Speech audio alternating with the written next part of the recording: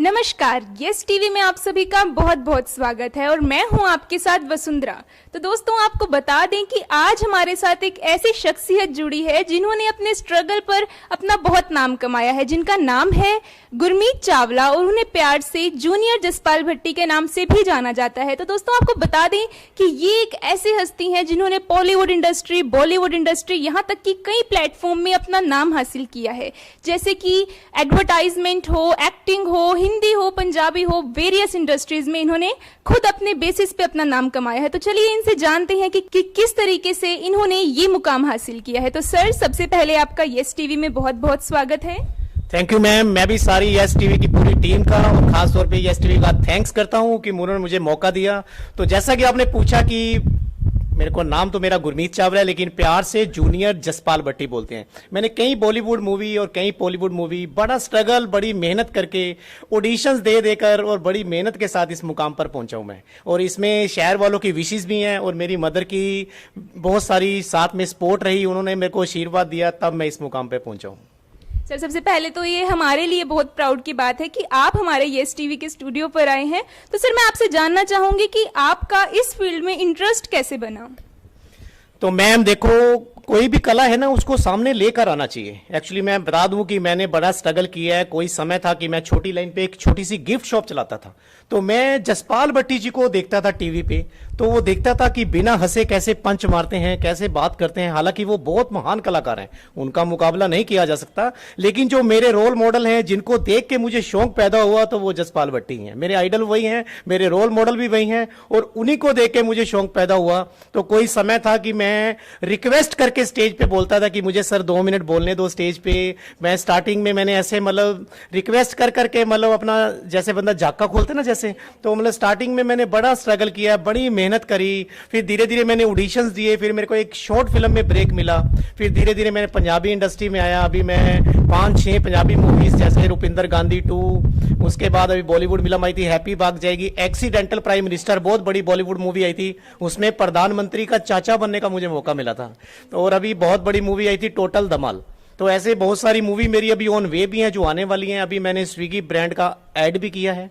और अभी आजकल जो मेरा सीरियल बहुत वायरल हो रहा है, जो कंटिन्यू रोज टीवी पे आता है, मंडे टू फ्राइडे, जी पंजाबी पे, कमली इश्क दी। सर, पहली बात तो हमारे लिए बहुत प्राउड की बात है कि हमारे यमुनानगर से उठ के आपने खुद को इतना ज्यादा एक्सप्लोर किया। तो सर, मैं आपसे जानना चाहूंगी कि क्या आपका बचपन में ही इस चीज में इंटरेस्ट रहा है और किस तरीके से आपने अपनी हॉबीज को टाइम दिया है?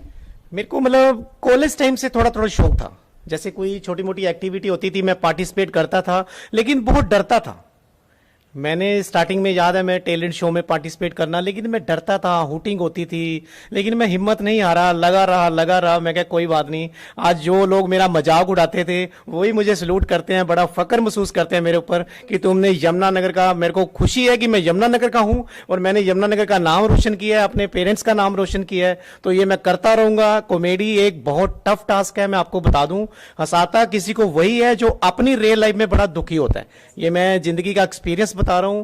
हालांकि कॉमेडी करना सबसे टफ टास्क है, लेकिन मैं, आप यकीन नहीं करेंगे, 550-600 लाइव शो होस्ट कर चुका हूं मैं, अलग अलग स्टेट्स में जाके, जैसे उत्तराखंड में, यूपी में, कहीं भी। अभी पीछे सहारनपुर, अभी बहुत सारे मेरे इवेंट ऑन वे हैं। अभी कोरोना करके थोड़े रुके हुए हैं, तो बहुत सारी मूवीज भी स्टार्ट होने वाली हैं। तो मैं ये लगा रहूंगा, हिम्मत नहीं हारूंगा। एक दिन देखना, मैं पूरे देशों विदेशों में यमुनानगर का नाम रोशन करूंगा। बहुत अच्छी बात है सर, आपने बिल्कुल सही कहा कि किसी के चेहरे पर मुस्कान लाना वाकई बहुत मुश्किल का काम है। तो सर, हम आपसे रिक्वेस्ट करेंगे कि कुछ अपनी कॉमेडी आप जरा यहाँ पे हमें करके दिखाएं प्लीज। हाँ देखो, कॉमेडी कभी भी ना सोचे कि आप जैसे कोई मौके पे कॉमेडी हो जाती है, किसी भी चीज पे आप कॉमेडी कर सकते हैं। अब मैं देखो, अपने ऊपर सबसे बड़ी अच्छा आर्टिस्ट वही होता है जो अपनी बेइज्जती खुद करता है। अब आप यकीन नहीं करेंगे, जब मैं पैदा हुआ था ना, बड़ा काला था, और मेरे भाई साहब पैदा हुए थे, बड़े गोरे थे।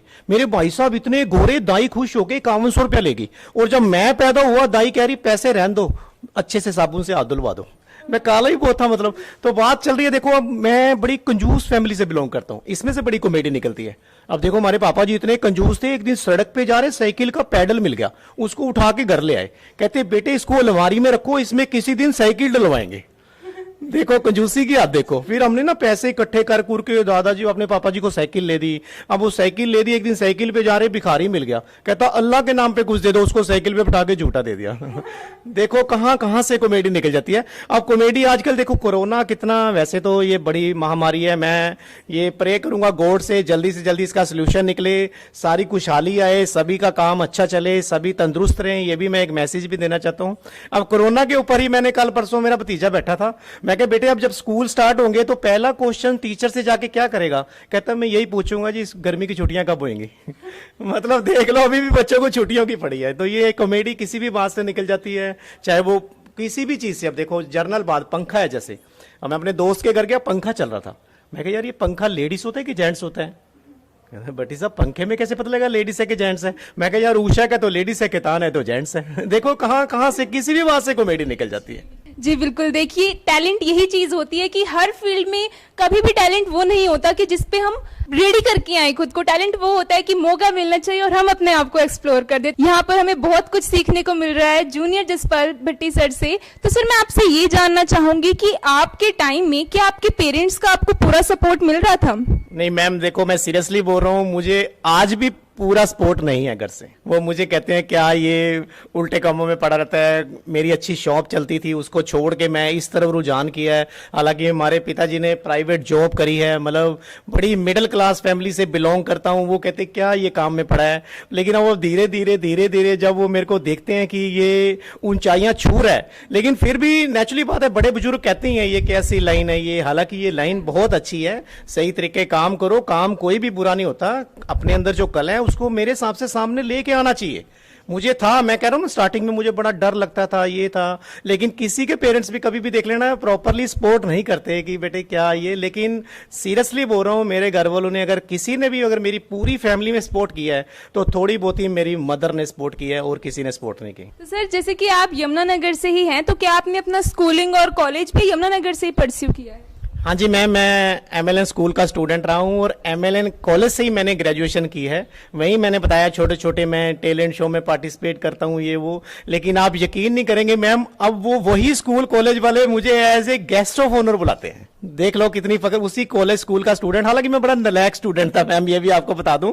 तो नेचुरली बात है कि हर बंदे में कोई ना कोई कला जरूर होती है, तो मैंने इस कला में अपने आप को निखारा है, सामने लेकर आया हूं। तो ये टैलेंट मेरे अंदर बरकरार रहेगा। मैं एक दिन अपने स्कूल कॉलेज के सारे जो मेरे टीचर्स हैं उनका भी नाम रोशन करूंगा। कहते हैं ना कि स्कूल चाहे कोई भी हो उससे कोई फर्क नहीं पड़ता, लेकिन हमें अपने स्किल्स पर काम करना चाहिए। हमें इस तरीके से काम करना चाहिए कि हम रोज अपने आप और उभर कर बाहर निकाले, अपने स्किल्स पर और ज्यादा वर्क करें। और इसी तरीके से हमारे सर ने भी इतनी मेहनत की है कि आज वो इस मुकाम पे है कि उन्हीं के स्कूल, उनके कॉलेज वाले उनको गेस्ट ऑफ ऑनर के रूप में बुलाते हैं। तो सर मैं आपसे रिक्वेस्ट करूंगी कि आजकल क्या हो रहा है कि बच्चे अपने आप को लेकर के बिल्कुल भी उन्हें पता ही नहीं है कि अपने फ्यूचर में करना क्या है, और अगर उनकी कोई हॉबी भी है, उनको सपोर्ट नहीं मिलता, तो वो ये नहीं सोचते कि हमें खुद इस पे खड़े होकर खुद अपना स्टैंड लेकर हमें आगे बढ़ना चाहिए। तो इस पर सर मैं आपसे रिक्वेस्ट करूंगी कि आज की जनरेशन को आप थोड़ा कुछ मैसेज दें।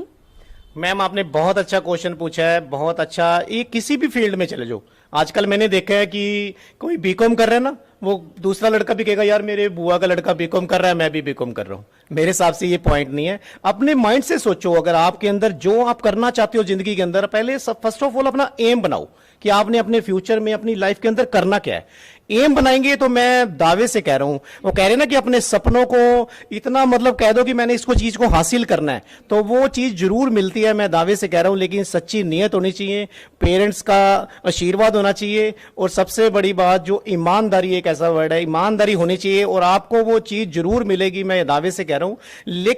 लेकिन लोग आजकल सोचते नहीं है। एक बच्चा डांस कर रहा है, दूसरा कह रहा है मैंने भी डांस सीखना है, हो सकता है उसके अंदर एक्टिंग वाली कला हो, लेकिन जो कला जिसके अंदर है उसके अंदर वो मेरे हिसाब से परफेक्ट रहे तो अच्छा है। अब देखो मैं कॉमेडी भी कर लेता हूं एज ए एक्टर, जैसे किसी तरह का भी किरदार मिल जाए कर लेता हूं, लेकिन प्रॉपर जो मेरी छाप लगी है, मैं as a stand up comedian की तरह ही हूं। तो लेकिन फिर भी अगर भाई कोई भी कला है तो मेरे हिसाब से उसी कला की ओर जाना चाहिए। चाहे वो बच्चे का स्टडी में, चाहे वो डॉक्टर बनना चाहता है तो डॉक्टर ही बने, अगर उसने थाम लिया कि मैंने एक्टर बनना है तो वो एक्टर बने। मतलब पहले अपने अंदर को पहचाने, अपने अंदर की कला को पहचाने कि मेरे अंदर ये क्वालिटी है, तो मैं दावे से कह रहा हूं अगर वो फेयर काम करेगा तो उसको वो मंजिल जरूर मिलेगी। बहुत अच्छी बात कही सर आपने सर। बट आजकल क्या होता है कि हर इंसान यही सोचता है कि टाइम आने पे कर लेंगे, टाइम आने पे कर लेंगे, जबकि एक्चुअल में क्या होता है कि हमें अपना टाइम खुद लाना होता है। हमें खुद अपने टाइम को इस तरीके से बनाना होता है कि कोई भी अपॉर्चुनिटी मिले हम उसको जाने ना दें, उसको ग्रैब करें। लेकिन आजकल की युवा पीढ़ी, आजकल के यूथ बच्चे भी यही सोचते रह जाते हैं कि कभी ना कभी तो टाइम आएगा ही, तब कर लेंगे। तो सर मैं आपसे रिक्वेस्ट करूंगी कि एक लास्ट में आप एक चीज बता दें, सबको ये मैसेज दे दें कि हमें अपना टाइम खुद करना चाहिए और किस तरीके से हम अपने आप खुद किसी भी अपॉर्चुनिटी को ले सकते हैं। बहुत अच्छी बात कही मैम आपने। नेचुरली बात है, वक्त आपको ही लाना पड़ेगा। कहते हैं ना कि कोई कहता है कि वक्त आएगा अपने आप हो जाएगा, मेरी किस्मत में नहीं था, ये मेरे हिसाब से ये चीजें नहीं है। तो सर लास्ट में मैं आपसे यही पूछना चाहूंगी कि जिस तरीके से आपने भी एक गिफ्ट शॉप से अपने आप को इतना ज्यादा एक्सप्लोर किया है और अपनी मेहनत से अपने ही स्ट्रगल पे अपना इतना नाम कमाया है, तो आप प्लीज हमारी आज की जनरेशन को भी यही सीख दें कि किस तरीके से कुछ भी इम्पॉसिबल नहीं होता। सर प्लीज जरा बताइए इस बारे में। मैम कुछ भी इम्पॉसिबल नहीं है। आप इम्पॉसिबल कोई आप एक बार लिख के देखना, वो आप ही बोलता है कि आई एम पॉसिबल। तो आप जिंदगी में जुनून होना चाहिए। वो कहते हैं ना, मंजिल उन्हीं को मिलती है जिनके सपनों में जान होती है, पंखों से कुछ नहीं होता, हौसलों से उड़ान होती है।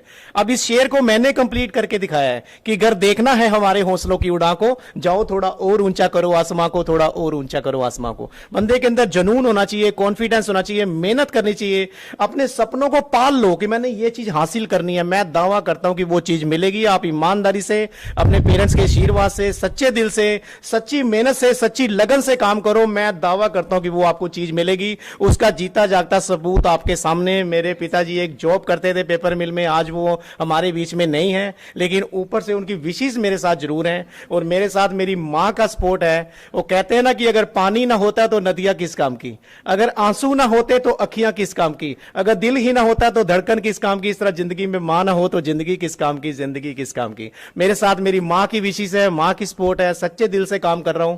पूरे देशों विदेशों में यमुनानगर का नाम रोशन करूंगा। मैं आपका अपना गुरमीत चावला, जूनियर जसपाल भट्टी। एक बार फिर से मैं यस टीवी वालों का, पूरी टीम का, वसुंधरा मैम आपका भी थैंक्स करता हूं। बहुत अच्छे आपने मेरे साथ सवाल किए, धन्यवाद। तो ये थे हमारे साथ आज जूनियर जसपाल भट्टी जी, जिन्होंने हमें बहुत कुछ सिखाया। सचमुच सर आपकी प्रेज करने के लिए मेरे पास शब्द नहीं है। सर ने इतनी अच्छी अच्छी बातें बोली हैं जिन्हें अगर कोई भी इंसान अपने जीवन में सोच समझकर उतार लेना, उसको सचमुच दिल से हर एक बात में इतनी गहराई है सर कि अगर उसको अपनी लाइफ में उतार ले तो किसी भी इंसान को अनसक्सेसफुल होने का तो मतलब ही नहीं उठता। तो इसी के साथ हम अलविदा लेते हैं। देखते रहिए यस टीवी। नमस्कार।